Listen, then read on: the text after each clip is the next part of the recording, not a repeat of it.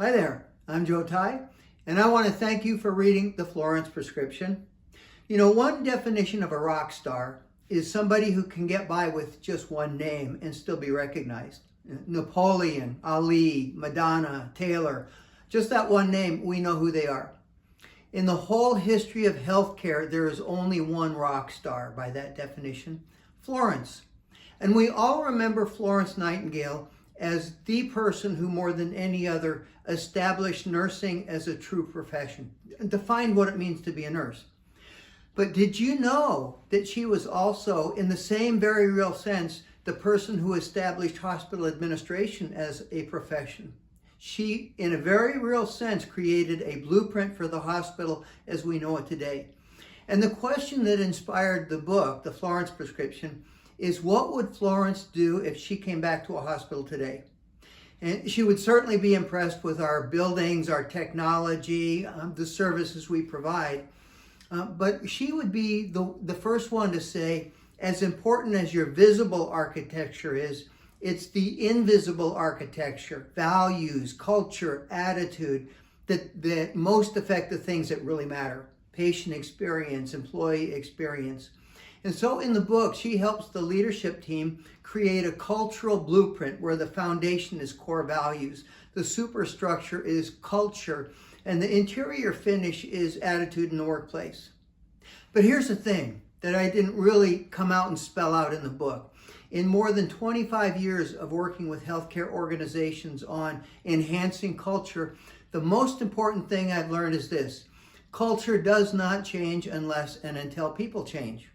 Because the culture of your hospital, your work unit, your community is shaped by the collective attitudes and behaviors of the people who work there, who live there.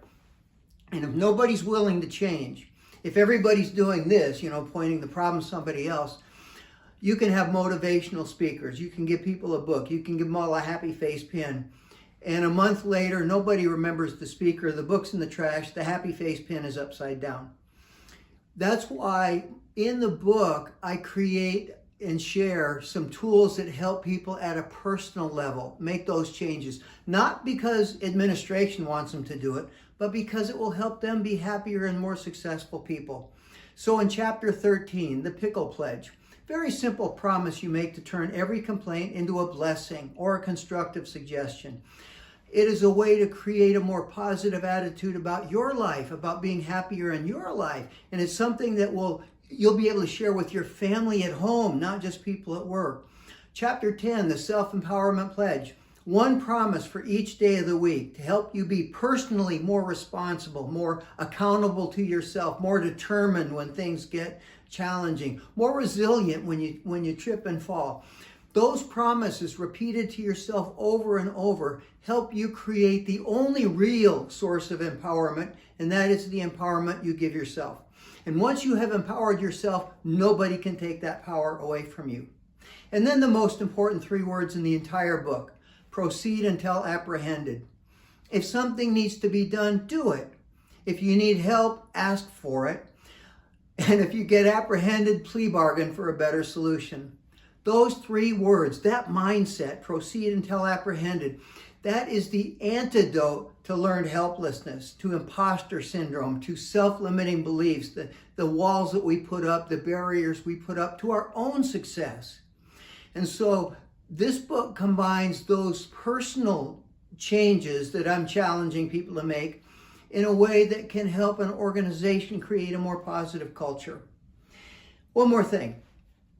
I'm a huge fan of the Daisy Foundation. And when I wrote a book on how the Daisy Foundation has influenced the global healthcare landscape, I read hundreds of nominations for Daisy Awards. Not one of those nominations was about something that was taught in nursing school. Not one was something from a job description. Not one was something that nurse could have been held accountable for had they not done whatever it was they were nominated for. Every single one was a nurse thinking and acting like an owner, taking ownership for their patient, for their colleagues, for their workplace. That's why I dedicated the current edition of the book to Mark and Bonnie Barnes, the co-founders of the Daisy Foundation. So I do hope you'll enjoy the book. I hope that you'll see it not just as something for Houston Methodist, but also for you personally, for your family, for your profession, for your career. If you have any questions, please feel free to contact me. I'm best contacted by email, and it's very simple, joe@joetye.com. I will look forward to hearing from you, and again, I hope you enjoy the book.